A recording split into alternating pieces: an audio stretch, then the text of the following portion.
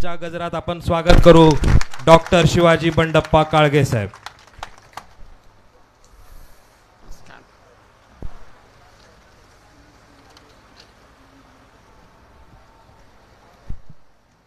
या लातूर लोकसभा 2024च्या होऊ घातलेल्या निवडणुकीच्या निमित्तानं या प्रचार सभेसाठी उपस्थित असलेले आपल्या सगळ्यांचे लाडके नेते आदरणीय अमितजी देशमुख साहेब,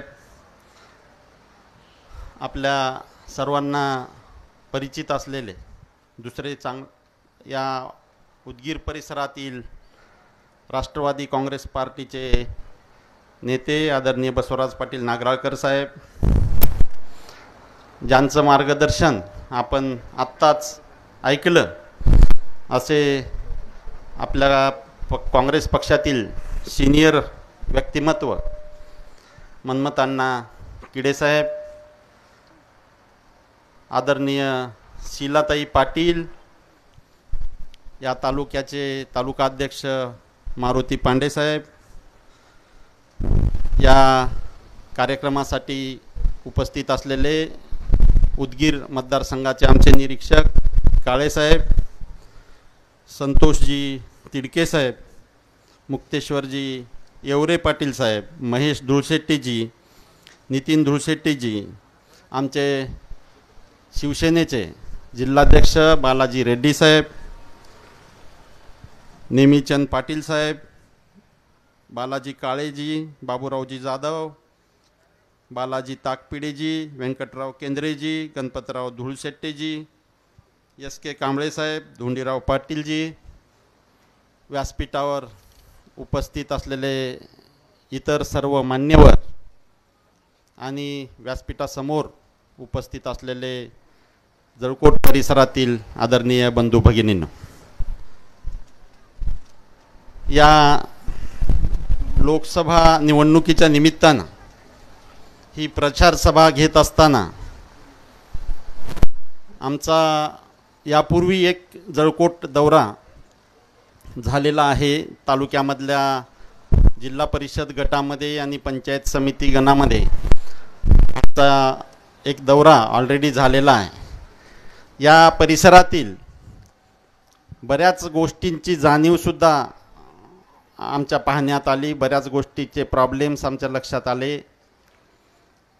एवढं या निमित्तानं प्रामाणिकपणे नमूद करावंसं वाटतं. एक उमेदवार म्हणून फिरत असताना त्या परिसरात काय अडचणी आहेत, तिथं काय करता येऊ शकतं, याचंसुद्धा एक आकलन आपणाला होणं गरजेचं आहे.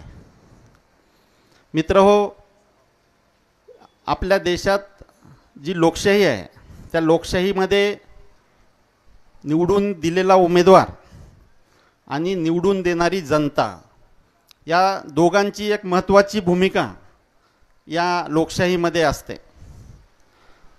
मागच्या 10 वर्षामध्ये तुम्ही तुमचं काम प्रामाणिकपणे केलं, पण तुम्ही निवडून दिलेल्या लोकांनी ते प्रामाणिकपणे केलं का, हे तपासण्याची वेळ आता आलेली आहे.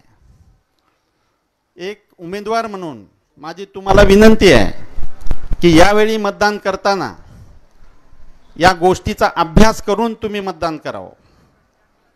कारण ज्या उमेदवारांनी हे वृत्त स्वीकारलं होतं मागच्या 5 वर्षापूर्वी आणि ज्यांना तुम्ही लाखोंच्या फरकाने निवडून देण्यासाठी आशीर्वाद दिले होते, ते उमेदवार जर तुमचे प्रश्नच विचारायला आले नाहीत, तुम्हाला भेटण्यासाठीच आले नाहीत, तुमच्या अडचणी सोडवण्यासाठी आले नाहीत, तर त्या उमेदवाराला परत तुम्ही निवडून देणार का, हा माझा तुम्हाला प्रश्न आहे.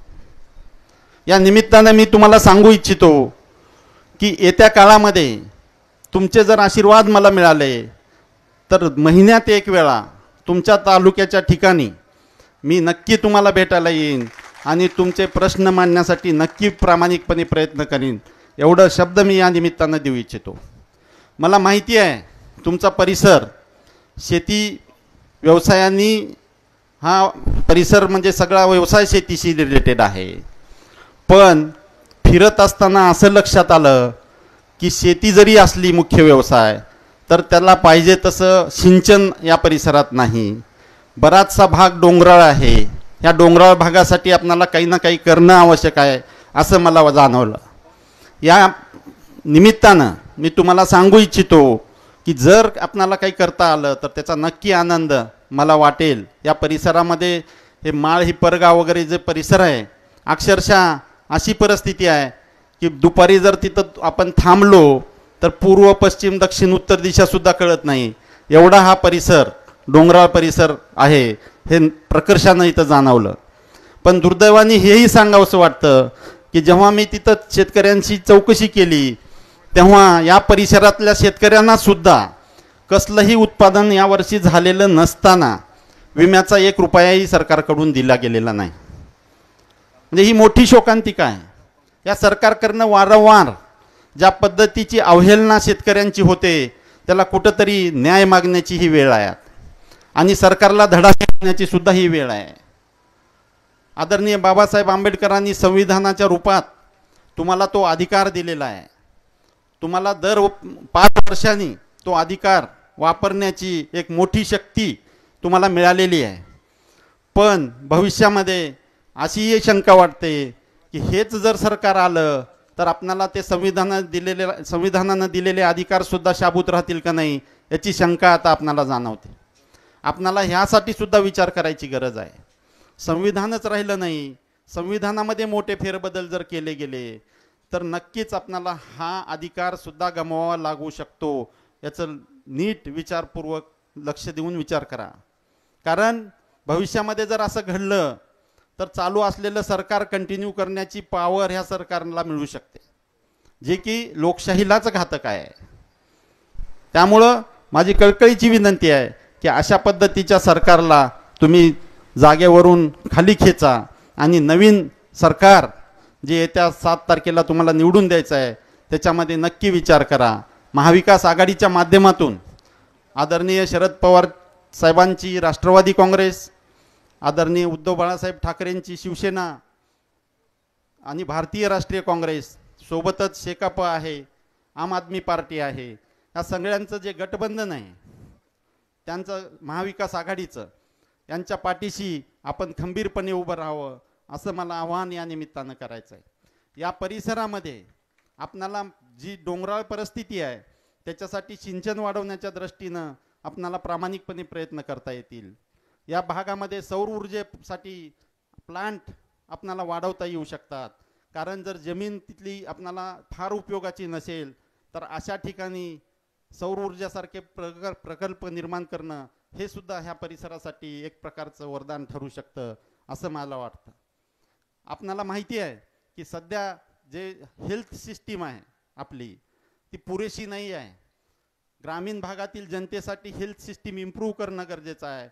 आदरणीय राहुल गांधी साहेबांनी जे जाहीरनामा डिक्लेअर केला आहे त्याच्यामध्ये आत्ता जे 5 लाखापर्यंतचं जे कव्हरेज आपणाला हेल्थ विम्यामध्ये आहे ते 25 लाखापर्यंत वाढवण्याचं काँग्रेस पक्षानं जाहीर केलेलं आहे, जे की गोरगरीब जनतेसाठी आम्हाला सर्वांना माहीत आहे की सध्या खर्च जो आहे बऱ्याच आजारामध्ये, कॅन्सरसारख्या आजारामध्ये खर्च खूप आहे. कारण ड्रग्ज एवढे महाग आहेत की त्याच्यासाठी लाखो रुपयेमध्ये खर्च आहे, जो की अपुरा आहे सध्याच्या सिस्टीममध्ये. तो वाढवण्याचं वचन आमच्या काँग्रेस पक्षाच्या जाहीरनाम्यामध्ये दिलेलं आहे. आपणाला त्याचा फायदा घेता येईल भविष्यामध्ये ह्या परिसरातली सरकारी यंत्रणा त्याच्यामध्ये कसं म्हणजे हेल्थ सिस्टीममधली सरकारी यंत्रणा कशी इम्प्रूव्ह करता येईल त्याचा प्रामाणिकपणे प्रयत्न करता येईल. आपणाला हे सर्व करायचं आहे. महिलांचे प्रश्न आहेत, सुशिक्षित बेरोजगारांचे प्रश्न आहेत, ग्रामीण भागातील रस्त्याचे प्रश्न आहेत. ह्या सगळ्या प्रश्नासाठी आपणाला काम करायचं आहे. हे काम करण्यासाठी तुमचे आशीर्वाद आमच्या पाठीशी राहणं महत्त्वाचं आहे. आम्हाला सगळ्यांना माहिती आहे की आदरणीय दिलीपरावजी देशमुख साहेबांच्या माध्यमातून आपण शेतकऱ्यांना DCC बँकेच्या माध्यमातून असेल, मांजरा परिवाराच्या माध्यमातून असेल, आदरणीय अमित भैयाच्या साथीनं, धीरज भैयाच्या साथीनं शेतकऱ्यांसाठी एक मोठा आधार देण्याचं काम मांजरा परिवार आणि DCC बँक सध्या करते. आपणाला हे काम पुढं चांगल्या पद्धतीनं अजून चालू ठेवायचं आहे. त्यासाठी आपल्या नेत्यांकडं सध्या महाराष्ट्र आदरणीय अमितजी देशमुख साहेबांकडं भविष्याचा महाराष्ट्राचा आशास्थान म्हणून आपण बघतो. त्यांचे हात बळकट करण्यासाठी आपणाला काँग्रेसच्या पाठीशी, महाविकास आघाडीच्या पाठीशी उभं राहणं गरजेचं आहे. तसं जर करता आलं तर पूर्वीचे लातूरचे वैभवाचे दिवस आपणाला आपल्या जिल्ह्यामध्ये परत आणता येतील. त्यासाठी तुम्हा सगळ्यांना आवाहन करतो की आपण सर्वांनी महाविकास आघाडीच्या पाठीशी खंबीरपणे उभे राहून येत्या 7 तारखेला पंजाच्या समोरचं बटन दाबून आपले आशीर्वाद आमच्या पाठीशी उभे करावेत. मी जसं आत्ताच सांगितलं की मागच्या निवडून दिलेल्या उमेदवारासारखं 5 वर्ष गायब न होता मी तुमचे प्रश्न सोडवण्यासाठी दर महिन्याला तुमच्या तालुक्याच्या ठिकाणी उपस्थित राहीन एवढा परत एकदा शब्द देतो आणि थांबतो. जय हिंद, जय महाराष्ट्र. यानंतर राष्ट्रवादी काँग्रेस शरदचंद्र पवार पक्षाचे प्रदेश सरचिटणीस आपणा सर्वांचे लाडके नेते बसवराज पाटील नागराळकर साहेब या सभेला संबोधन करतील.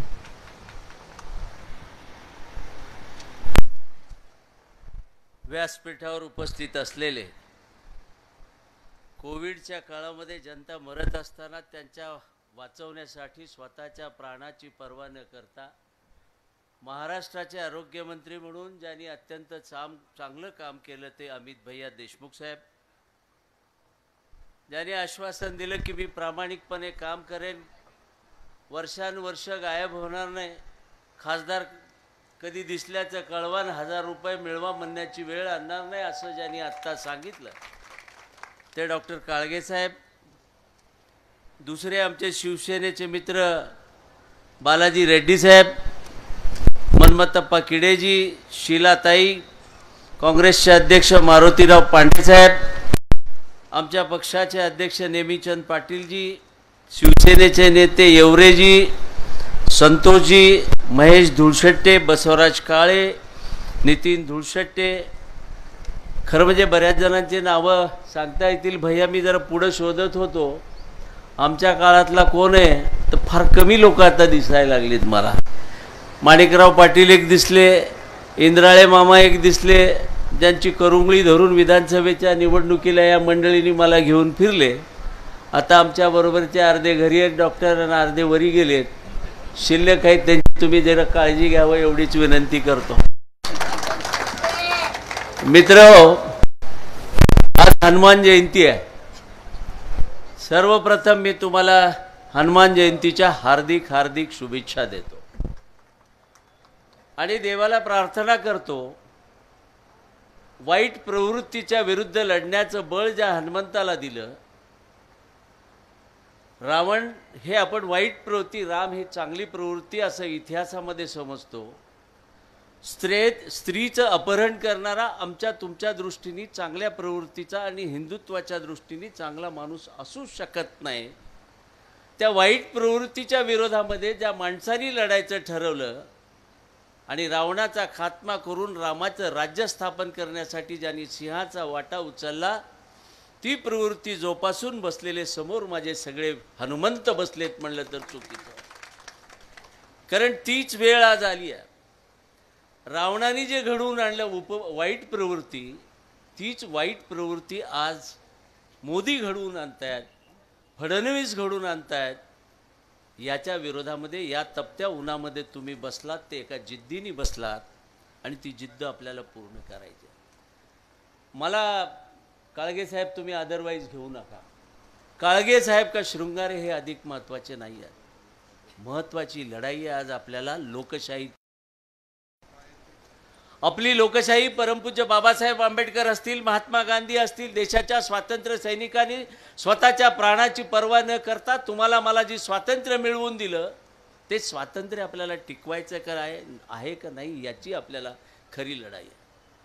म्हणून मित्रो, जगामधली सगळ्यात मोठी घटना, चांगली घटना म्हणून ज्या घटनेचा उल्लेख केला जातो, जी परमपूज्य बाबासाहेब आंबेडकरांनी तुम्हाला मला दिली, हे माझं तुमचं भाग्य आहे. दुर्दैवाने आज ती घटना संपुष्टात आणण्याचा प्रयत्न चाललाय. ती घटना टिकवायची आहे का नाही याच्यासाठीची ही खरी लढाई. आपल्याकडे म्हण आहे भैया, सर सलामत तो पगडी 50. आपलं डोकंच राहिलं नाही तर त्याच्यावर फेटा काय घालणार आहेत आणि टोपी काय घालणार आहेत. आणि मोदी, शहा आणि हे फडणवीस मिळून तुमची माझी स्वाभिमानाची मुडकी चाटल्याशिवाय राहणार नाहीत, असं आज आपल्याला काम चाललेलं दिसतं. मागच्या निवडणुकीचं आपण बघितलं, पाकिस्तानवर हल्ला केला आम्ही. पुलवामाचं काय झालं याचं मनमताप्पा खिडेंनी सांगितलं, पण त्याच्यापेक्षा त्या काश्मीरच्या गव्हर्नरनं सांगितलं की हे निवडणूक जिंकण्यासाठी केलेला 40 सैनिकाचा घात होता. हे आपण विसरणार आहे. म्हणजे निवडणुकीच्या जिंकण्यासाठी हे लोक काय करतात. भारताच्या इतिहासामध्ये भारताचं सैन्य एकदाच जमिनीवरून, संख्या जास्त असते त्यावेळेस जात नाही, त्याला हवाईवरून जावं लागतं. आणि या शहाच्या पोराला क्रिकेटची मॅच बघायला सरकारी विमान मिळतात, पण माझ्या भारताच्या सैनिकाच्या जीव वाचवण्यासाठी विमान मिळालं नाही. हे मी म्हणत नाही, त्यांच्याच पक्षाने नियुक्त केलेले काश्मीरचे राज्यपाल म्हणतात. आणि त्या राज्यपालाला दुसऱ्या दिवशी ईडी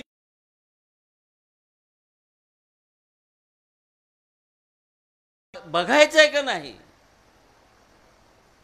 7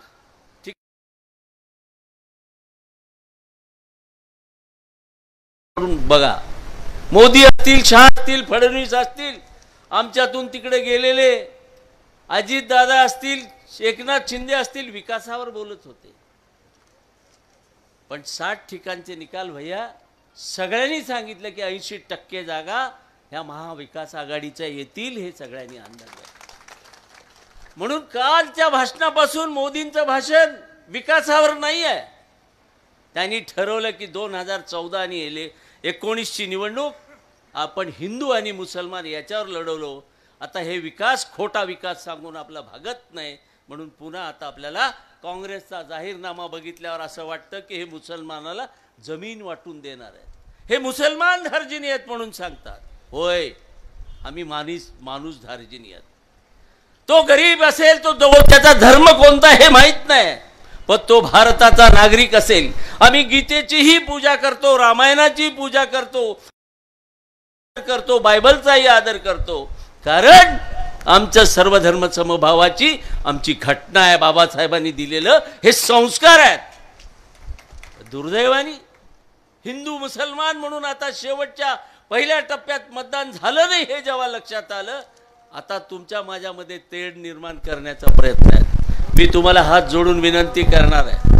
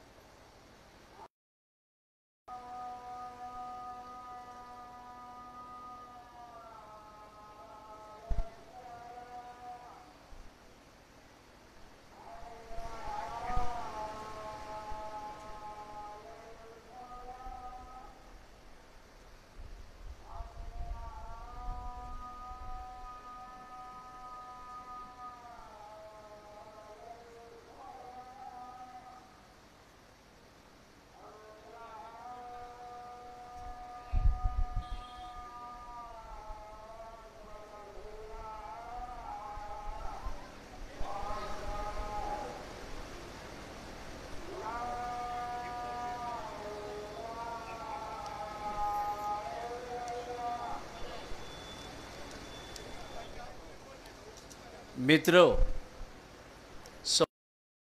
एक उदाहरण सांगतो.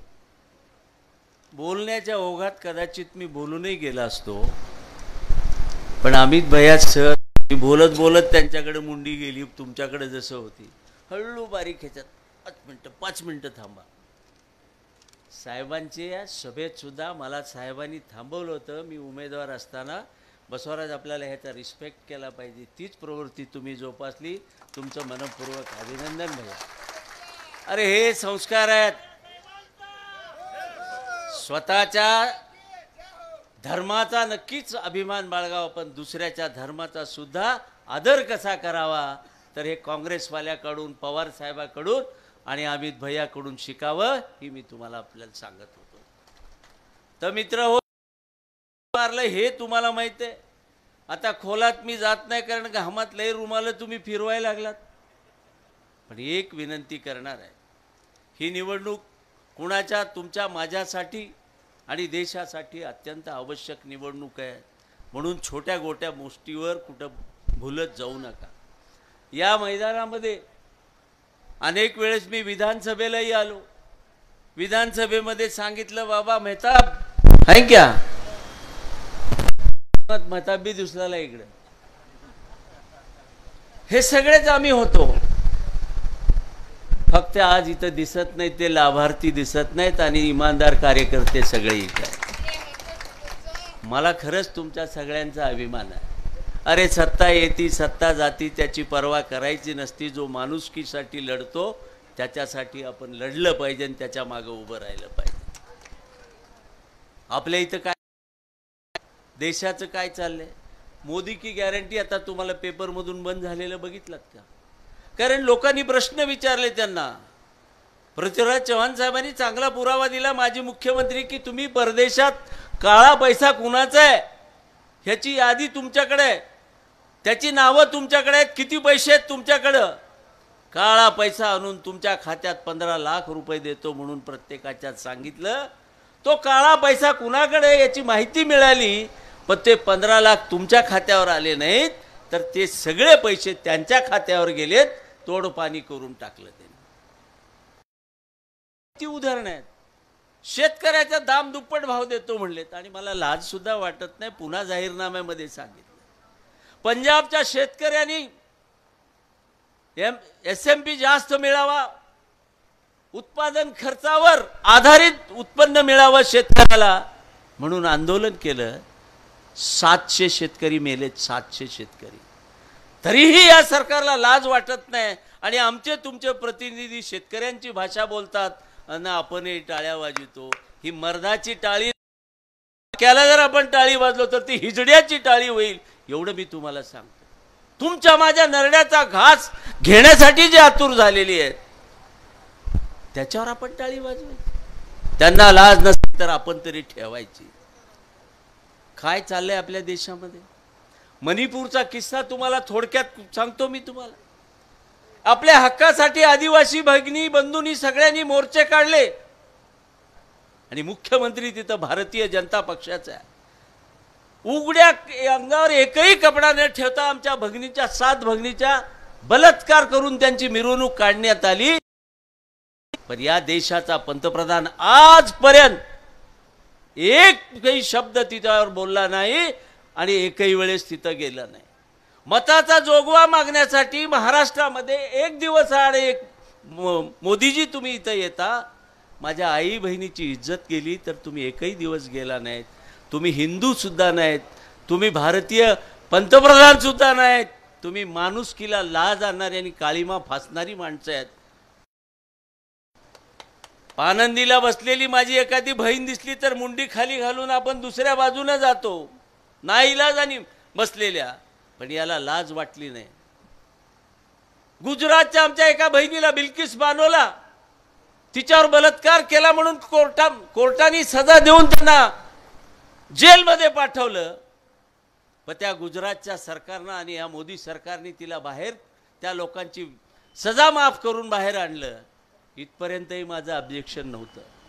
भारतीय गुजरात कार्यालयामध्ये त्यांचा सत्कार केला, याच्यापेक्षा लाजिरवाणी काय गोष्ट असू शकते. एका आया बहिणीची बलात्कार करणारा, बेइज्जत करणारा, पोटचं पोरग बी जर दुसऱ्याकडे बघितलं वाकड्या नजरेने तर बाप थोबाडीत मारतो.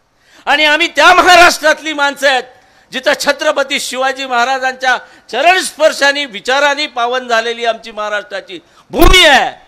कल्याणच्या सुभेदाराची सून बघितल्यावर महाराजांनी काय सांगावं? आमच्या मासाहेब अशा असत्या तर आम्ही सुंदर दिसला असतो. यांच्या आमच्या मासाहेबांच्या पद्धतीने त्यांची खातिरदारी.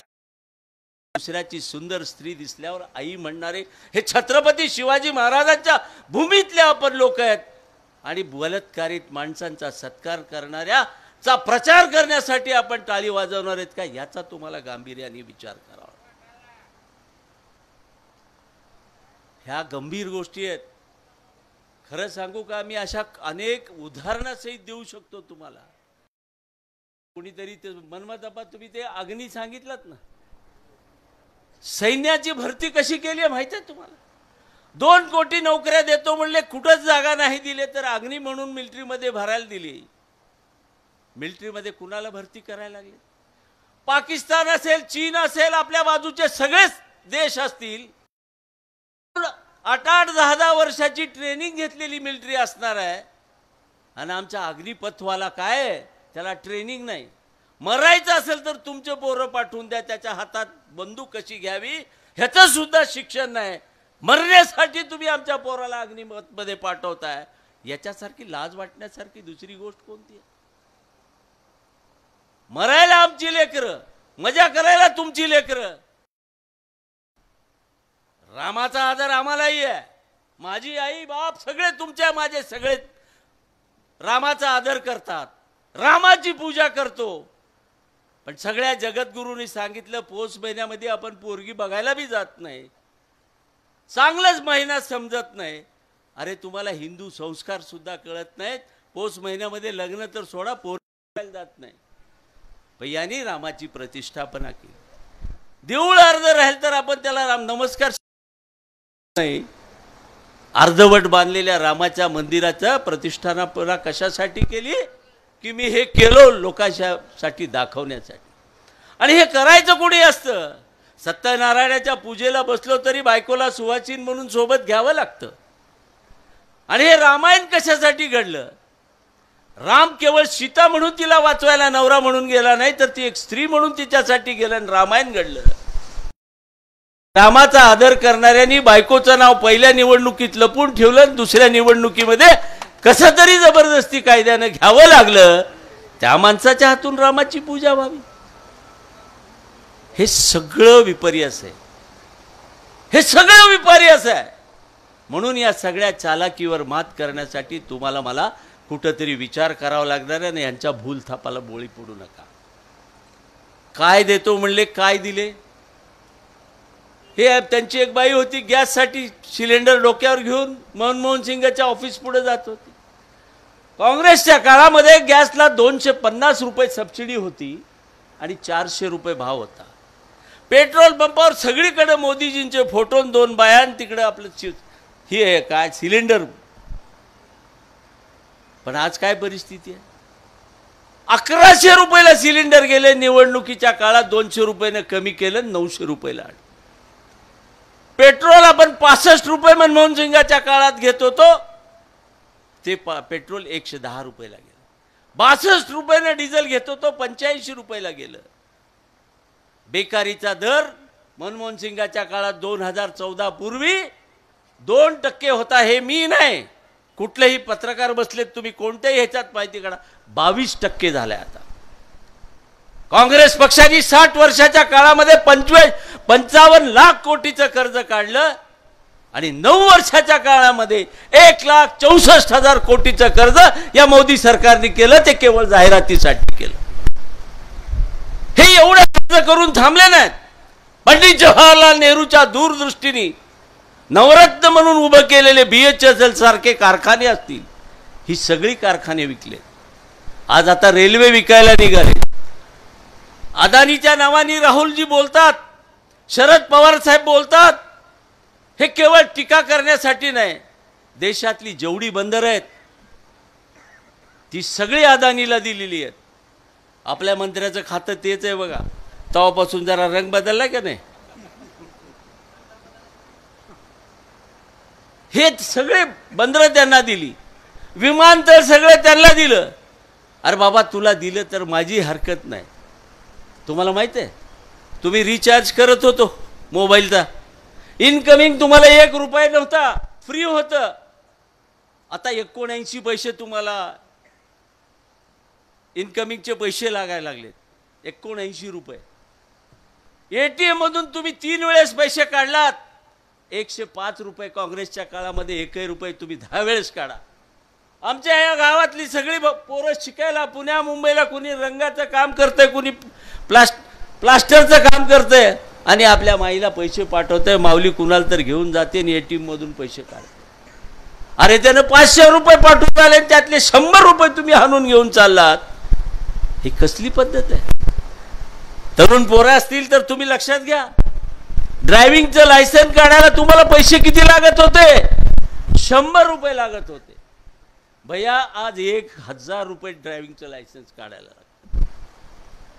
हे इकडून पैसे कसे काढून घेतले माहित आहे? 1 लाखाचा जर तुम्ही खात घेतलात, कोणताही खात घ्या, GST 18% आहे.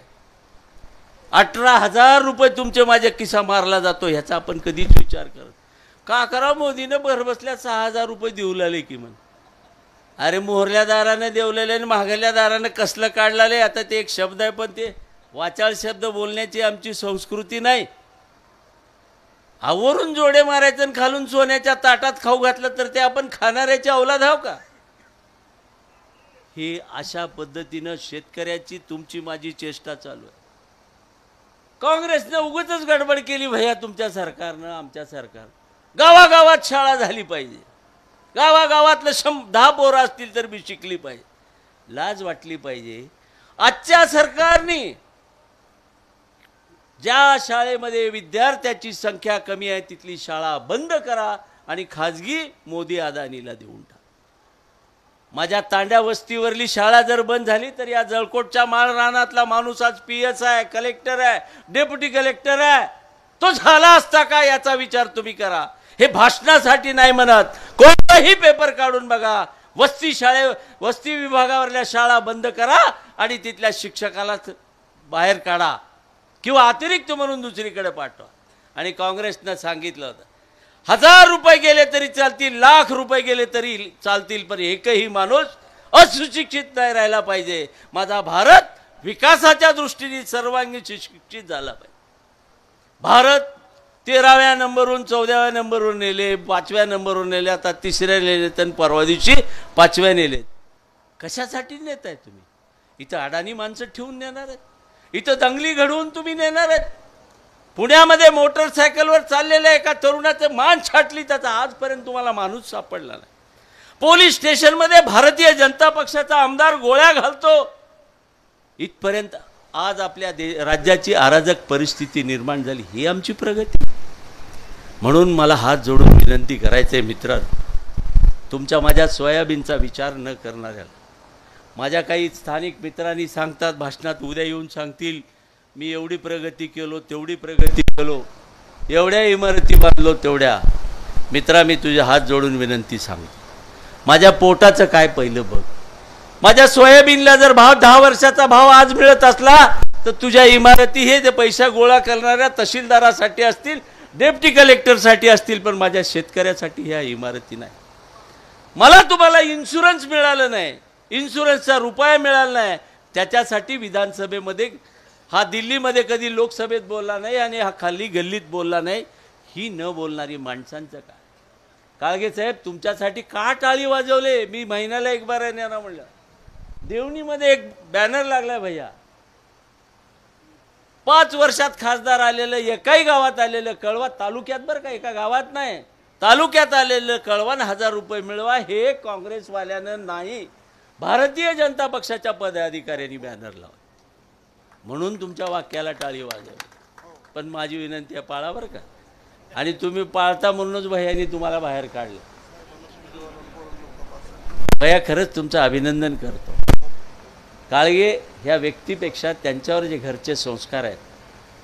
बंडप्पा काळगे म्हणजे शेतकरी कामगार पक्षाचा एक झुंजार लढवया नेता. श्रीपतरावजी सोळुंके साहेब जे होते, सत्तेत आले असते तर कदाचित ते कधीच मोठ्या मोठ्या पदावरही गेले असते, पण विचाराला बांधील असलेल्या बापाचा हा लेख आहे आणि म्हणून हा विचाराने कधी ढळणार नाही आणि आमचे पळून गेले तसं तुम्ही कधी जाणार नाही याची मला खात्री आहे. माझं तर काम बँडवाल्यासारखं झालं. पुढं वाजवत चालावं मागं कवा निघून चाललंय की. आणि मी लग्नाचं म्हणून वाजवत चाललो तर कवा मडच निघालं मागं फिरून. वाईट हालत झाली आहे भैया. वय 70 झाले, लयबी आता जमना गेलंय. पण तुम्ही चांगला माणूस काढलात आणि ज्या विलासराव देशमुखांनी आम्हाला लहानाचं मोठं केलंय, आम्हालाच नाही महाराष्ट्राची उंची वाढवली, त्यांचा पोरगा त्यांचा मुलगा आज रात्रंदिवस आपली कसलीही स्वतःची स्वार्थ नसताना या लोकशाहीला वाचवण्यासाठी आणि जिल्ह्याच्या स्वाभिमान राखण्यासाठी रात्रीचा दिवस करतायत. खरं म्हणजे तुमचा जोरदार एकदा टाळ्या वाजवून आपण टाकायचं. नाहीतर काय उन्हात निघायची गरज आहे. मस्त AC मध्ये बसून राहू शकला असतो. ते एक छोटे तिकडे बसतात. मला आनंद वाटला. आमच्या भाभी तुमच्या आईसाहेब त्यासुद्धा घरी बसत नाहीत. स्वतःच्या तुमच्यासाठी मी कधी साहेबासाठी फिरलेलं बघितलं नाही. पण काळगे साहेब तुम्ही भाग्यवान आहात. स्वतःचा मुलगा समजून तुमच्यासाठी जीवाचं रान आमची माऊली करते, एवढं भाग्य तुमचं आहे. म्हणून मी आपल्याला विनंती करणार आहे, शेतकऱ्याला न्याय नाही, नोकऱ्याचा विषय नाही, तिकडले पैसे इकडं आणले नाहीत, लबाडाचं आमंत्रण जेवल्याशिवाय खरं नाही, ह्यांच्यात जी घमंड आता चढलेली आहे. कोण तर म्हणलं आत्ता की पुन्हा रेड्डी साहेब, उद्धव ठाकरे साहेब रोज म्हणतात की पुन्हा निवडणूक होणार नाही. मी प्रामाणिकपणे सांगतो, असाच इतिहास, मी राज्यशास्त्राचा विद्यार्थी आहे, असाच इतिहास चायना आणि रशियाच्या पुतींनी घडवून आणला. आज रशियामध्ये काय निवडणूक होते, पण ती निवडणूक फक्त त्यानं म्हणाल त्यानंच उभं राहायचं, त्याच्याच पक्षाच्या माणसाने उभं राहायचं, दुसऱ्यांनी उभं राहायचं नाही. इथे काँग्रेस बी थांबली, शिवसेना बी थांबली, कुणी बी थांबलं चालतं. पण ही आता बंद पडणार आहे. कारण संसदेमध्ये गरिबाच्या प्रश्नासाठी राहुल गांधी बोलले तर त्यांना 2 वर्षासाठी निष्कंषित केलं गेलं आणि त्यांना वंशपरंपरावाद म्हणतात. मोदीजी इमानदारनं सांगा, तुमच्या घरातला 5 दिवसासाठी कोणीतरी जेलमध्ये गेला होता? फडणवीसजी तुम्ही सांगा, तुमच्या नागपूरमध्ये RSSच्या तुम्ही कार्यकर्ते आहेत, तिथल्या 10 माणसाची नावं सांगा. ज्याची आजी अंगाची चाळणी झाली पण माझ्या रक्ताचा थेंब शेवटचा असेपर्यंत देशाकडे कोणाची वाकडी नजर होऊ देणार नाही म्हणणाऱ्या इंदिरा गांधीचा नातू आहे. आईची चिता पेटलेलीच होती, ती धगधग आणखीन होती. नाईलाजाने तो राजकारणात नसतानाही राजीव गांधीला देशाची गरज म्हणून त्यांना यावं लागलं. त्यांच्याही छातीची चाळणी झाली. ही परंपरा आहे, वंश परंपरा, देशासाठी हुतात्मा होण्याची परंपरा ही गांधी घराण्याची आहे. ही परंपरा लुटणाऱ्याची परंपरा नाही, त्याला घराणेशाही म्हणतात. मरण्यासाठीची घराणेशाही.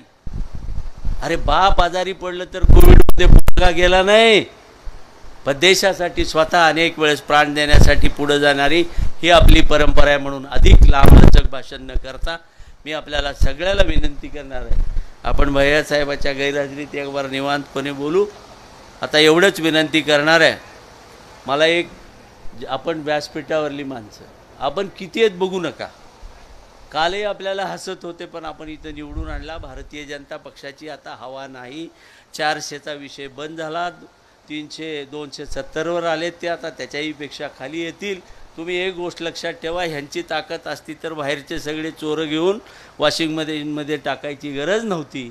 माणूस शेजाऱ्याला जर आमच्या घरी झोपायला ये म्हण का बरं म्हणते, मायना मी एकटावर जरा मला भीती वाटलेली तू ये म्हणते. माणूस जेव्हा कमजोर होतो तेव्हा दुसऱ्याला बोलवतो.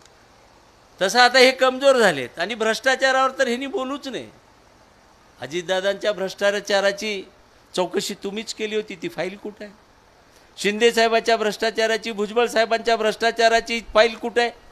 पण देशाचे 2 मुख्यमंत्री जेलमध्ये जातात, हे मात्र मोदीच्या गळ्याला गळा लावून फिरतात. साहेब काय सांगावं त्या अशोक चव्हाणांची, काल इतकी फजिती झाली जामला, बरोबर आहे का? आणि तशीच फजिती आता आपल्या इथेही करावं लागणार आहे. कारण त्यांना जनाची नाही मनाची सुद्धा लाज नाही. काय मोदीचं वाक्य होतं, देशासाठी लढणाऱ्या सैन्याच्या मड्यावरची लोणी खाणारे हे अशोक चव्हाण आदर्शमध्ये घोटाळा केले म्हणून सांगितलं. आता मड्यावरची लोणी खाणाऱ्याची लोणी खाणारे मोदी म्हणलं तर आपण चुकलं का? त्यांना चोरून आणते तुम्ही घर बसल्या खातो. मला काय कमाल आहे. म्हणून अशा लोकांच्या शब्दावर किती विश्वास ठेवायचा आहे याचा आपण चांगला विचार करावा. ही निवडणुकीतलं भाषण नाही. यार मलाही तिकडे जाता आलं असतं कुठे बी. सत्तेत काही मला बोलू नाही गेलं तेव्हा. चला म्हणलं ते मला चांगले मिळाले. उगं इथं धक्के खात बसण्यापेक्षा थंडगार काही बी मिळालं असतं. तिथं मी मजेत राहिला असतो. पण मी इथं आनंदात आहे. तिथं लाचार होऊन राहिला असतो. इथं मी स्वाभिमानानं आहे. माझ्या मागं गाड्या किती आहेत. मी काही लाभार्थी नाही. माझी काही गुत्तेदारी नाही. पण तुमचं प्रेम हेच सगळ्यात मोठं प्रेम आहे. हेच मोठं माझं धन आहे. असंच प्रेम भैयावर असू द्या, काळगेंवर असू द्या एवढी विनंती करतो. 7 तारखेला आपलं मैदान आहे. स्वच्छ हात धुवा. पाठ उठा. रेड्डी साहेबाची मशाल हातात पुढं घेऊन त्यांची माणसं आहेत. तुमचा हात देऊन पुढं चला. मतदान केंद्रावर गेल्याबरोबर राष्ट्रवादीची तुतारी तुमच्या स्वागतासाठी उभी आहे. आणि जाऊन हातावरलं बटन दाबून काळगेंना दिल्लीला पाठवा. आणि देशमुख परिवाराचाच स्वाभिमान नाही, माणुसकीसाठी लढणाऱ्या देशमुखांच्या पाठीशी आपण आहेत हे सिद्ध करून दाखवा एवढी विनंती करतो. पुन्हा एकदा हनुमान जयंतीच्या शुभेच्छा देतो. जय हिंद, जय महाराष्ट्र. महाराष्ट्र राज्याचे माजी वैद्यकीय शिक्षण मंत्री तथा महाराष्ट्राचे भावी मुख्यमंत्री तुम्हा आम्हा सर्वांचे लाडके अमित भैया देशमुख साहेब.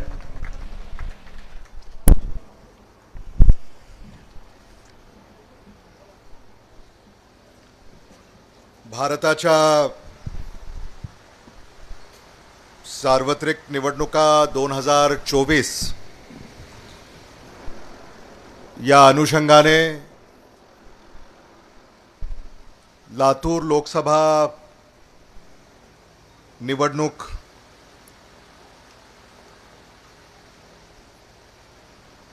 प्रचाराच्या निमित्ताने जळकोट येथे होत असलेल्या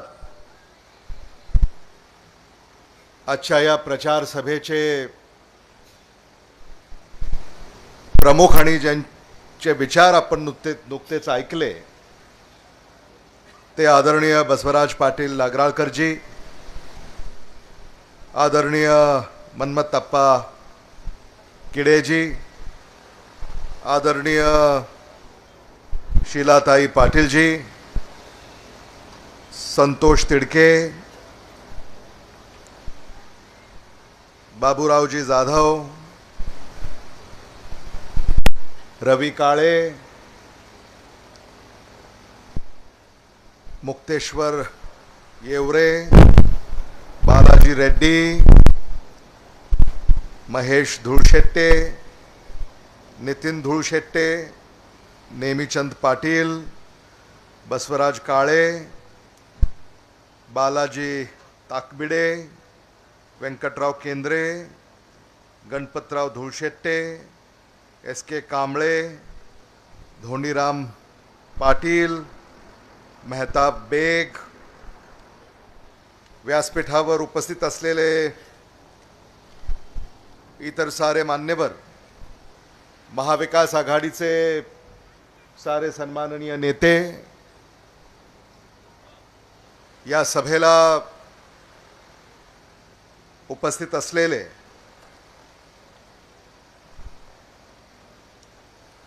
मारुती पांडे,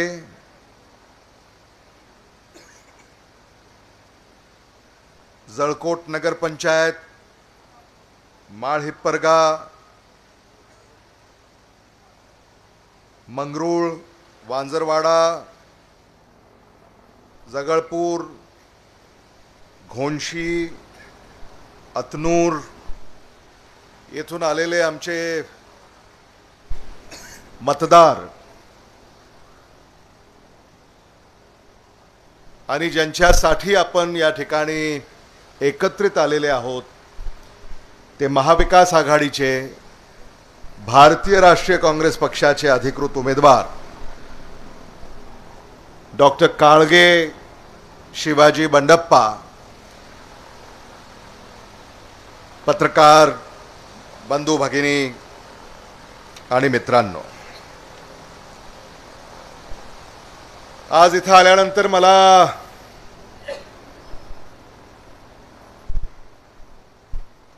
आपल्याला पाहिल्यानंतर मनापासूनचा आनंद होतोय. या निवडणुकीकडे तुम्ही अतिशय गांभीर्यानं पाहताय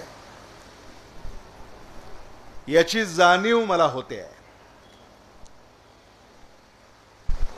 भर उन्हात तुम्ही एवढ्या मोठ्या संख्येनं या ठिकाणी उपस्थित आहात याबद्दल सर्वप्रथम मी आपल्यापैकी प्रत्येकाचे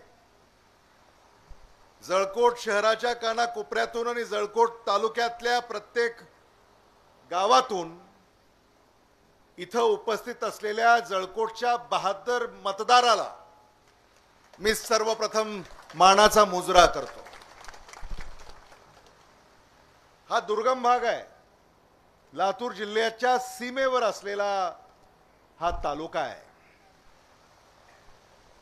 या तालुक्यावर आदरणीय विलासराव देशमुख साहेबांनी भरपूर प्रेम केलं. तसंच उदगीर तालुक्यावर, किंबहुना लातूर तालुक्यानंतर कुठल्या तालुक्यावर जर आदरणीय विलासराव देशमुख साहेबांनी प्रेम केलं असेल तर तो उदगीर तालुका आहे आणि जळकोट तालुका आहे. हे मला मुद्दामून या ठिकाणी आपल्या पुढे सांगावंसं वाटतं. विलास सहकारी साखर कारखान्याचे व्हाईस चेअरमन रवी काळे यांचं गाव चिकुर्डा आहे, लातूर तालुक्यातलं. ते सोडून ते आता उदगीर आणि जळकोट तालुक्याचेच रहिवासी झालेत की काय असा प्रश्न आम्हाला या ठिकाणी पडावा. असा महाविकास आघाडीचा प्रचार ते निरीक्षक म्हणून या ठिकाणी करतायत. जळकोट नगरपंचायतीच्या निवडणुका होत्या, रवी काळे निरीक्षक होते. जळकोट कृषी उत्पन्न बाजार समितीच्या निवडणुका होत्या, रवी काळे निरीक्षक होते. रवी काळे यांना आम्ही इथं का पाठवलं? कारण विलास सहकारी साखर कारखान्याच्या चेअरमन आदरणीय आई आहेत श्रीमती वैशाली विलासराव देशमुख, त्या चेअरमन आहेत आणि रवी काळे हे व्हाईस चेअरमन आहेत. आज तुमच्या ऊसाचा प्रश्न उदगीर असेल, जळकोट असेल,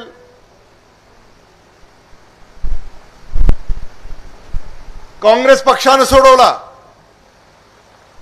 आदरणीय विलासराव देशमुख साहेबांनी उदगीर आणि जळकोट तालुक्यातला माझा ऊस उत्पादक शेतकरी हवालदिल झालेला आहे आणि म्हणून प्रियदर्शनी शेतकरी सहकारी साखर कारखाना जो कर्जात बुडाला होता, जो लिक्विडेशन मध्ये निघाला होता, फक्त या सामान्य शेतकऱ्यासाठी आदरणीय विलासराव देशमुख साहेबांनी आम्हाला आदेश दिले की काहीही करा पण प्रियदर्शनी शेतकरी सहकारी साखर कारखान्याला आधार द्या. बँकेनं जेव्हा त्याचा लिलाव काढला तेव्हा लातूरहून येऊन उदगीरचा हा शेतकऱ्याच्या हक्काचा कारखाना मांजरा परिवारामध्ये समाविष्ट केला आणि आज मांजरा परिवाराच्या धर्तीवर ऊस उत्पादक शेतकऱ्यांना त्यांच्या ऊसाच्या पिकापोटी मराठवाड्यात आणि विदर्भात सर्वाधिक भाव देण्याची किमया विलास सहकारी साखर कारखान्याच्या माध्यमातून या ठिकाणी करून दाखवली. हे मला प्रामाणिकपणे या ठिकाणी सांगितलं पाहिजे. शेतकऱ्याला दुसरं असतं काय? आज ऊसाशिवाय दुसऱ्या कुठल्याही पिकाला भाव नाहीये, हे आपण समजून घेतलं पाहिजे. भारतीय जनता पक्षानं 10 वर्षापूर्वी शेतकऱ्यांना सांगितलं होतं, शेतकऱ्याचं उत्पन्न आम्ही दुपटीनं वाढवू. वाढलं का? शेतीमालाला हमी भाव देऊ, दिला का? शेतकऱ्यांना पीक विमा मिळवून देऊ, मिळाला का? सुशिक्षित बेकारांना नोकऱ्या देऊ, दिल्या का? महागाई कमी करू, कमी केली का?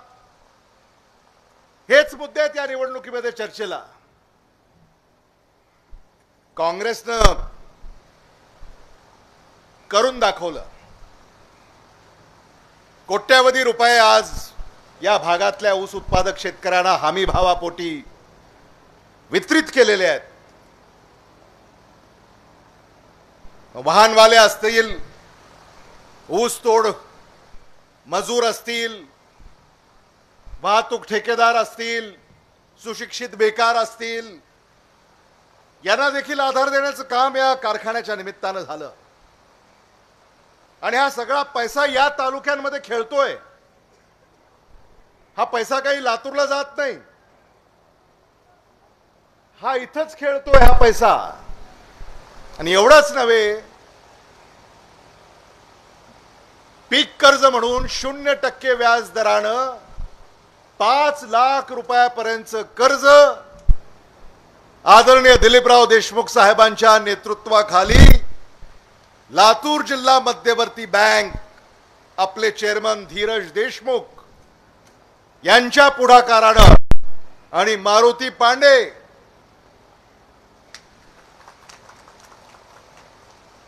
हे या भागातनं संचालक आहेत बँकेवर, हे सारं तुमच्यासाठी अगदी तुमच्या दारापर्यंत या योजना आणण्याचं काम कोण करतंय? काँग्रेस, महाविकास आघाडी. हे आपण समजून घेतलं पाहिजे. मारुती पांडे, तुम्ही आणि तुमचे सारे सहकारी, हा दुर्गम भाग आहे. जिल्हा बँक तुम्ही सामान्य माणसाच्या दारापर्यंत घेऊन जा. त्यांनी नाही यायचं तुमच्याकडं. तुम्ही जळकोट तालुक्यातल्या प्रत्येक गावामध्ये शेतकऱ्याच्या बांधावर जा, शेतकऱ्याच्या दारामध्ये जा आणि काय तुमची योजना आहे ती शेतकऱ्याला तुम्ही द्या आणि ती योजनेचा लाभ त्या शेतकऱ्याला मिळाला पाहिजे. असं काम जर तुम्ही केलं तरच पुन्हा तुम्हाला तिकीट आहे. आम्ही इथं येतो म्हणजे काय नुसतं मतदारांशी बोलायला नव्हे, आम्ही इथं येतो म्हणजे कार्यकर्ता काय करतोय हे सुद्धा जाणून घेण्याचा प्रयत्न हा आमचा असतो. हे मला मुद्दामून या ठिकाणी सांगितलं पाहिजे. 70 कोटीचं कर्ज तुम्ही वितरित केलेलं आहे आणि जिल्हा बँक, मी तुम्हाला खास करून महिलांना सांगू इच्छितो की आपली जी लातूर जिल्हा मध्यवर्ती बँक आहे, जी 0% व्याज दरानं 5 लाख रुपयापर्यंतचं कर्ज देते, जे कर्ज आपल्याला गावात किंवा तालुक्याच्या ठिकाणी मिळतं तो शेकडा किती रुपये? शेकडा 3 रुपये महिन्याला, म्हणजे 36% वर्षाला, 36%. आणि म्हणून त्याची वेळच येऊ नये. आपली बँक आहे, 0% व्याज दरानं 5 लाख रुपये तुम्हाला कर्ज उपलब्ध आहे. आणि शेतकऱ्यालाच नाही, बचत गटांना कर्ज आहे. मुलीचं लग्न असेल त्या मुलीच्या लग्नासाठी कर्ज आहे. मुलीला उच्च शिक्षणासाठी कुठं लातूर, पुण्या, मुंबईला जायचं असेल त्याच्यासाठी सुद्धा कर्ज आहे. आणि म्हणून आपल्या हक्काची बँक ही फक्त नुसतं शेतीसाठी कर्ज देते असं नाही, तर ह्या शेतकऱ्याला ज्या आवश्यक गरजा आहेत त्या गरजा ओळखून देखील कर्ज पुरवठा या ठिकाणी करण्याचं काम या लातूर जिल्हा मध्यवर्ती बँकेच्या वतीनं होत आहे. हे मला मुद्दामून या ठिकाणी सांगितलं पाहिजे. शेतकरी आपल्या पायावर उभा राहायला पाहिजे. शेतकरी प्रगत झाला पाहिजे. सिंचनाची व्यवस्था, साठवण तलाव असतील, पाझर तलाव असतील, कोल्हापुरी पद्धतीचे बंधारे असतील, लातूर पद्धतीचे बराज असतील, आपल्या नदीवर बराज बांधण्याचं काम आदरणीय विलासराव देशमुख साहेबांच्या संकल्पनेतून झालं. आता कुणी काही म्हणत असेल,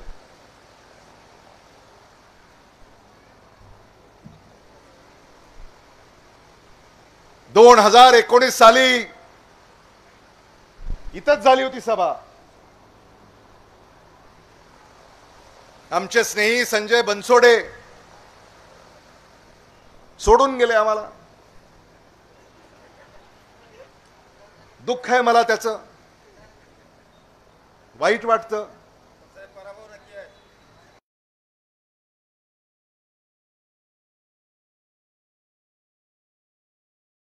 आनंदी असा आहे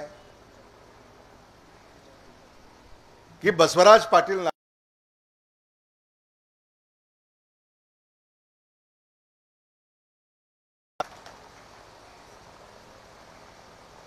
का सोडून गेले?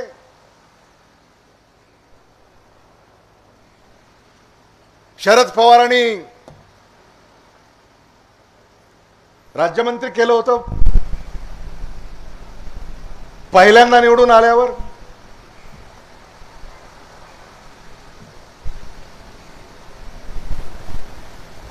पण कॅबिनेट मंत्री व्हायचं असेल म्हणून मग अजित पवारांकडे गेले. विचारलं का तुम्हाला जायच्या अगोदर? घेतली का अशी सभा? केली का कार्यकर्त्याशी चर्चा? मतदारांशी हितगुज? जळकोटमध्ये, उदगीरमध्ये त्यांचा आमचा काही वैयक्तिक विरोध नाही, वैचारिक लढाई आहे. एवढ्या लवकर एखादा विचार सोडावा? आदरणीय विलासराव देशमुख साहेब यांच्याबद्दल ते नेहमीच आदरानं वक्तव्य त्यांनी केलेलं आहे. त्यांच्या जडणघडणेमध्ये आदरणीय विलासराव देशमुख साहेबांचा सिंहाचा वाटा, आदरणीय शिवराज पाटील साहेबांचा सिंहाचा वाटा, आदरणीय शरद पवार साहेबांचा सिंहाचा वाटा, आदरणीय जयंत पाटील साहेबांचा सिंहाचा वाटा. बरं, मला बसवराज पाटीलजी आश्चर्य याचं वाटतं, अजित पवार आले नाहीत त्यांच्या प्रचाराला. अजित पवार नाही आले, शरद पवार आले, जयंत पाटील आले. मी तर होतोच, पण आम्ही सगळे त्यांचा प्रचार करायला आघाडीवर होतो. पण आज ते आम्हाला सोडून गेले याचं आम्हाला खरंच खूप दुःख आहे.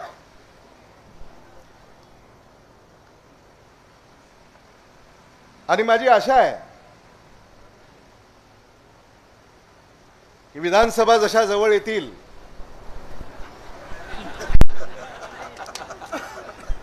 तर ते पुन्हा महाविकास आघाडीमध्ये यावेत आणि ते येतील.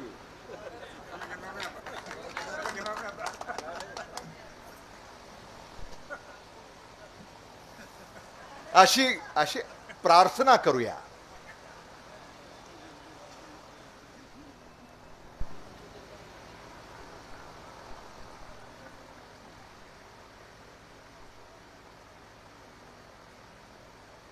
आपल्या नदीवर बराज आम्हीच बैठका घेतला. महाविकास आघाडीचं सरकार असताना, मी पालकमंत्री असताना, जयंत पाटील इथं आले असताना. जयंत पाटील सिंचन मंत्री होते आणि त्यांच्या स्वाक्षऱ्या आहेत ती कामं मंजूर करण्यासाठी. आणि म्हणून मला असं वाटतं की हे देखील आपण विसरून चालणार नाही. या देशाच्या भवितव्य घडवणाऱ्या निवडणुका आहेत आणि आज केंद्र सरकारच्या विरोधामध्ये सामान्य माणसाच्या मनामध्ये आक्रोश आहे. जांबला काय झालं आपण ऐकलं. गावामध्ये आता प्रवेश नाही. मनोज जरांगे पाटलांना ज्यांनी फसवलं अशा सत्ताधाऱ्यांना मतदार आता धडा शिकवणार आहे. समाजामध्ये ज्यांनी अंतर निर्माण केलं, एका समाजाला दुसऱ्या समाजाच्या विरोधामध्ये उभं केलं, हे कधीच या महाराष्ट्रामध्ये यापूर्वी घडलं नाही. घडलं असं यापूर्वी आदरणीय विलासराव देशमुख साहेब असताना, आदरणीय वसंतदादा पाटील साहेब असताना, आदरणीय वसंतराव नाईक साहेब असताना, आदरणीय शरद पवार साहेब असताना, आदरणीय यशवंतराव चव्हाण साहेब असताना असं घडलं नाही. आजच का घडतंय? का घडतंय? राजकारण. आरक्षणाचा बाजार मांडला.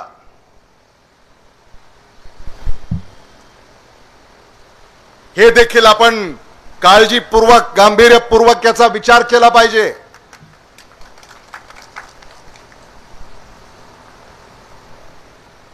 जो बंधुभाव आहे समाजामधला तो संपत चाललेला आहे.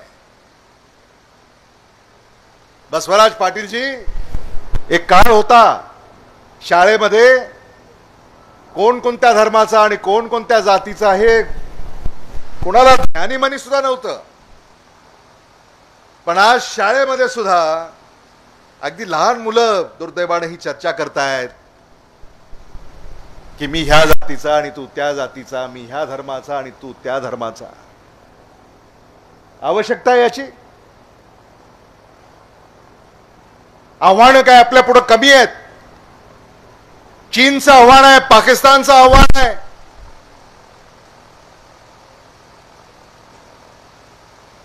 त्याच्या विरोधामध्ये आपण लढलं पाहिजे का? आपण आपसामध्येच लढाया सुरू करायच्या?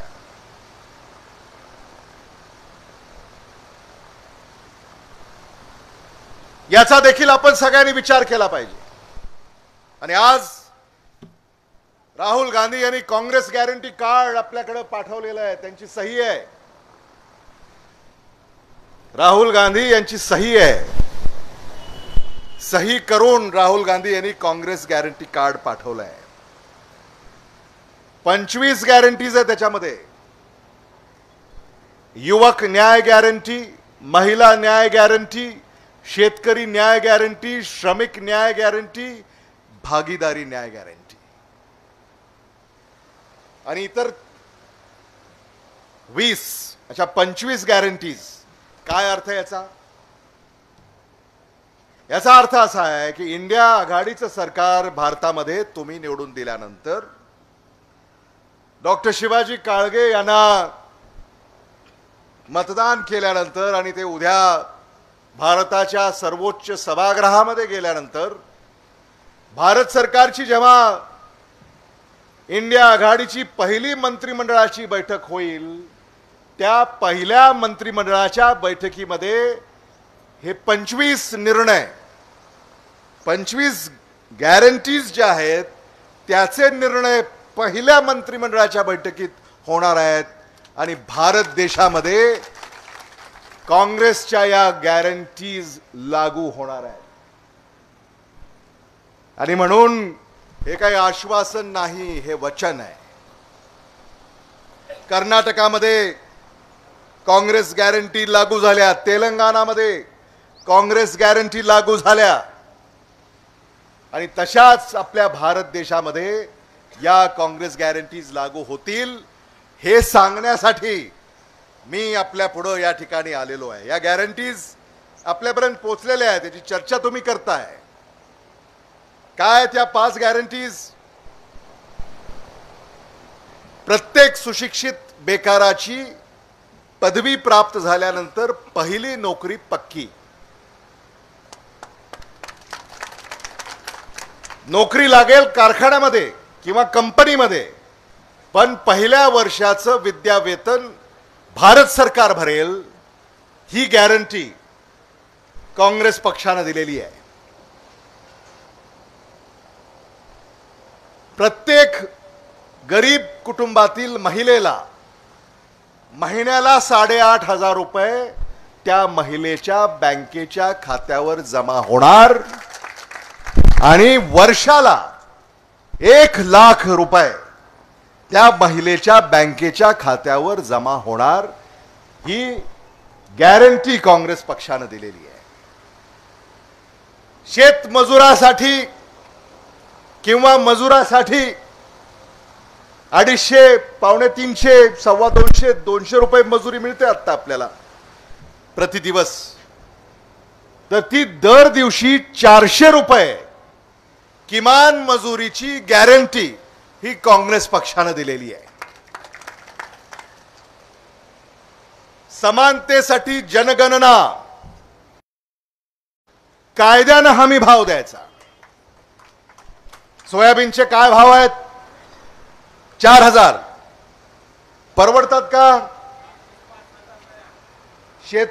शेतकऱ्याच्या घरातच सोयाबीन पडून आहे. भाजप याच्यावर काही बोलायला तयार नाही. प्रधानमंत्री येतात, सोयाबीनच्या भावाबद्दल बोलत नाहीत. गृहमंत्री येतात, सोयाबीनच्या भावावर बोलत नाहीत. भाजपचे उमेदवार येतात, सोयाबीनच्या भावावर बोलत नाहीत. कापसाच्या भावावर बोलत नाहीत.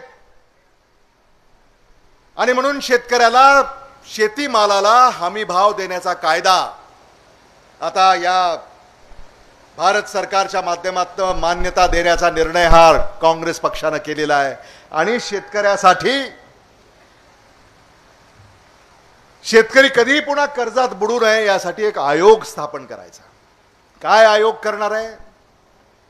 एकदा शेतीमालाला भाव मिळाल्यानंतर शेतकरी अडचणीत येणार नाही, आत्महत्या करणार नाही, कर्जात बुडणार नाही.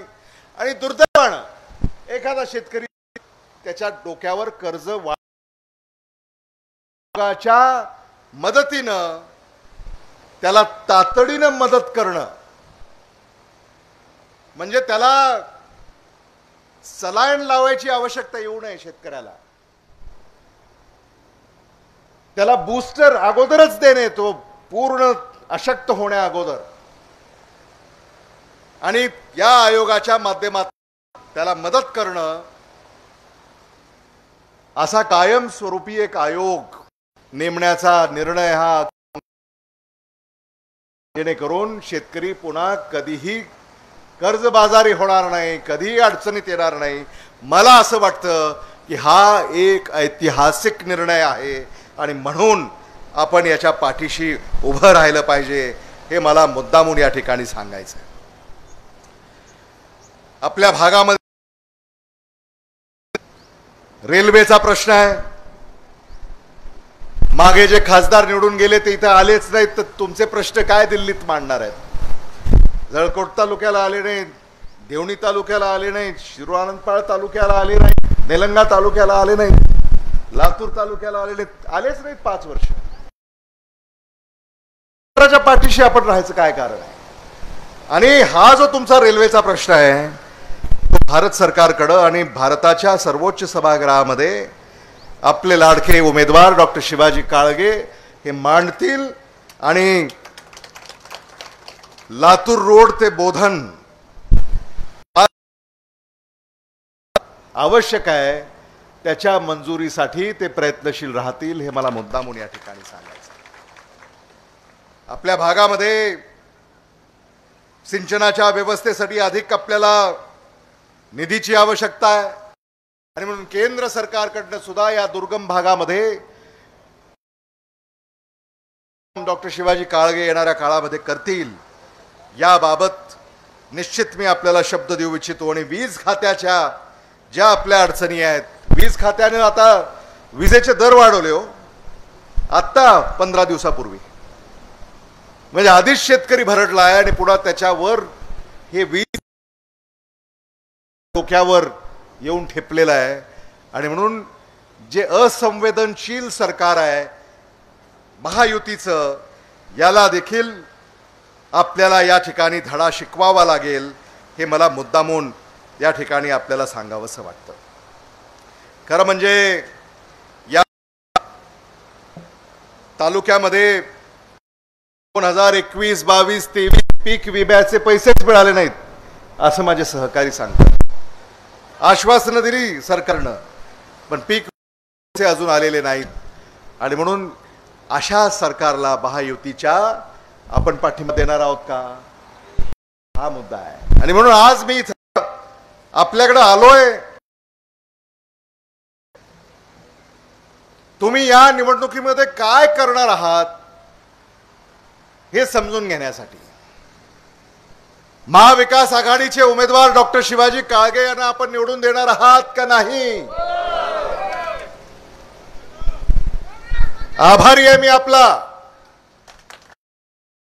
डॉक्टर शिवाजी काळगे यांनी सांगितलं की महिन्याला आपल्या तालुक्यामध्ये जनता दरबार ते घेणार आहेत आणि त्या जनता दरबारामध्ये सामान्य माणसाला येऊन थेट खासदाराची भेट,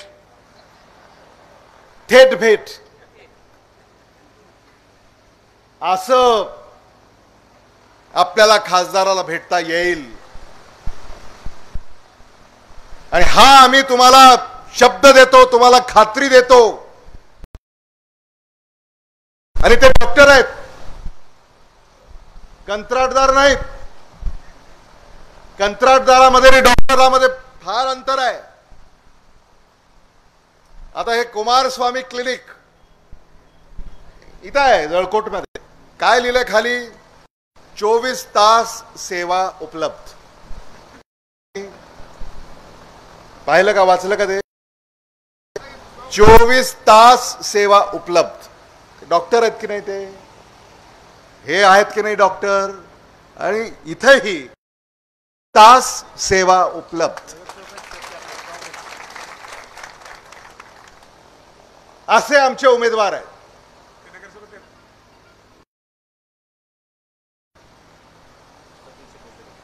काँग्रेसचे ते नगरसेवक आहेत.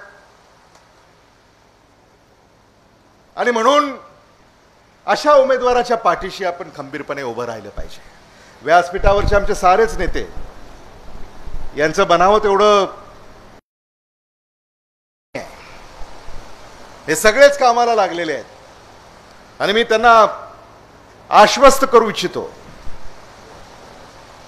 की ही देशाची निवडणूक आहे. महाविकास आघाडी विरुद्ध महायुती लढाई आहे. आणि म्हणून आपण आपली मूळ नसतं. काय आपलं मूळ आहे, इंदिरा गांधी, पंडित जवाहरलाल नेहरू, राजीव गांधी, लाल बहादूर शास्त्री, सरदार वल्लभभाई पटेल, बाबासाहेब आंबेडकर, छत्रपती शाहू महाराज, छत्रपती शिवाजी महाराज, महात्मा बसवेश्वर, सावित्रीबाई फुले, अहिल्यादेवी होळकर, अण्णाभाऊ साठे, हे आपलं मूळ आहे. हे आपण विसरायचं नाही. आव्हानं खूप येतील, पण ती पेलत मार्ग काढत. आणि जळकोटकडनं आम्हाला अपेक्षा आहेत की आता उदगीरच्या तुलनेमध्ये जळकोट डॉक्टर शिवाजी काळगे यांना किती मताधिक्य देणार आहे. थँक्यू.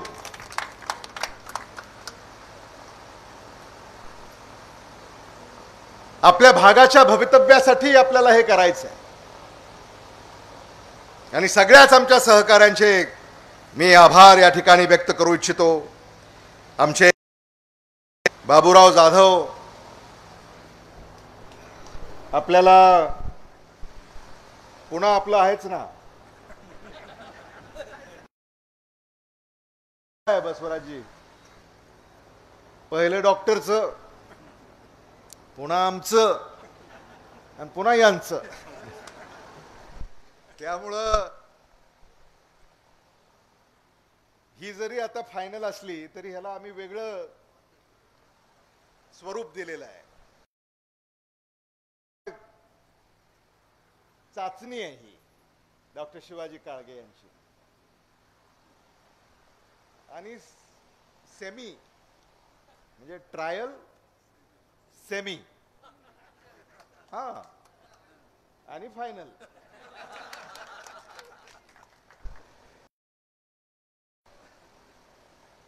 मी आपल्याला सांगू इच्छितो, आज जे सर्वेक्षण चालू आहेत भारतामध्ये, पहिल्या टप्प्याचं मतदान झालं देशामध्ये. भारतीय जनता पक्षाच्या विरोधामध्ये भारत देशाचा मतदार आहे हे देश सांगतोय. भारतीय जनता पक्ष आज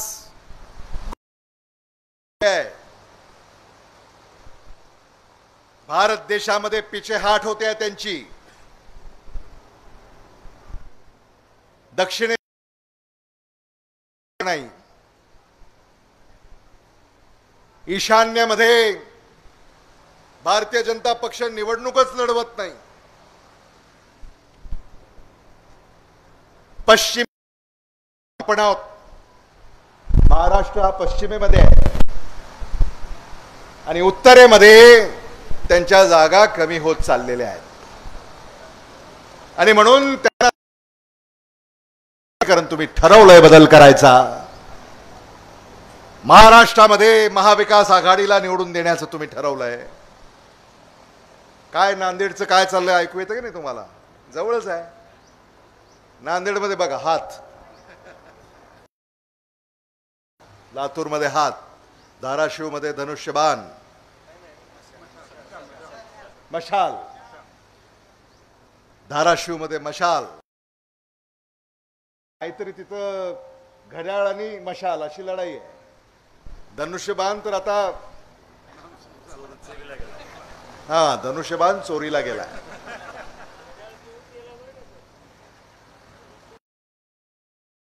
धनुष्यबाण चोरीला गेलाय, गेलाय तर गेलाय, घड्याळ घेऊन गेलाय.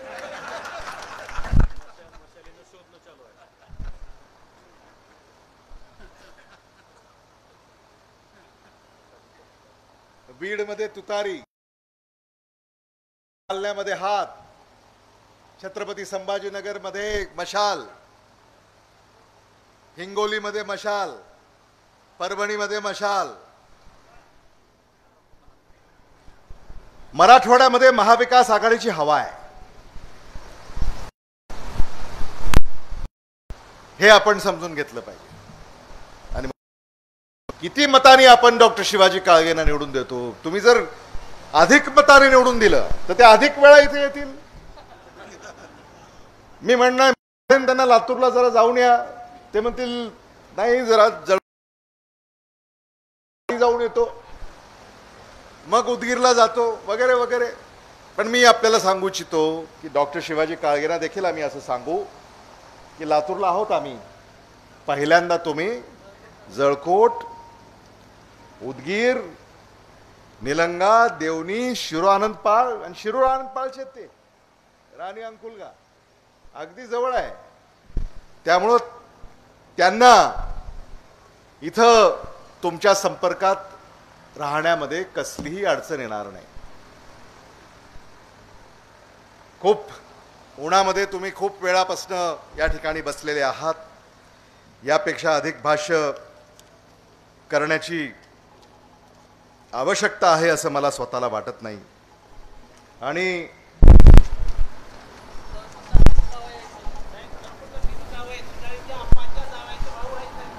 मग आता काय, आता जळकोट तालुक्याचे जावाई बापू आहेत ते म्हटल्यानंतर जावायाचा मान किती असतो. मग आता तुम्ही एक शब्द द्या, शिरूर आनंदपाळ तालुक्यापेक्षा, शिरूर आनंदपाळ तालुक्यापेक्षा जळकोट तालुक्यातून अधिक लीड ही तुम्ही देणार एवढं आम्हाला हात वर करून सांगा. पेटती मशाल घेऊनी हाती, ऐकलं की नाही? पेटती मशाल घेऊनी हाती गाढावी गद्दारी, पेटती मशाल घेऊनी हाती गाढावी गद्दारी, वाजवावी विजयाची तुतारी. आपण मोठ्या संख्येने इथं आला, सगळ्यांच्याच आज भेटीगाठी झाल्या, याचा मला मनस्वी आनंद आहे. आणि इथंच किडेअप्पा, इथंच आपल्याला डॉक्टर शिवाजी काळगे यांच्या विजयाची सभा घ्यायची आहे. आणि तुम्ही सगळे त्या सभेला यायचंय. आचारसंहितेमुळे तुमचा आज आम्हाला पाहुणचार करता आला नाही, पण विजयाच्या सभेला पाहुणचारासकट आपले आभार आम्ही व्यक्त करू, एवढंच या निमित्तानं मी बोलतो. न जात पर न पात पर, न जात पर न पात पर, विलासराव देशमुख साहब की बात पर. न जात पर न पात पर, विलासराव देशमुख साहब की बात पर, बटन दबाना हाथ पर. धन्यवाद. जय हिंद, जय महाराष्ट्र.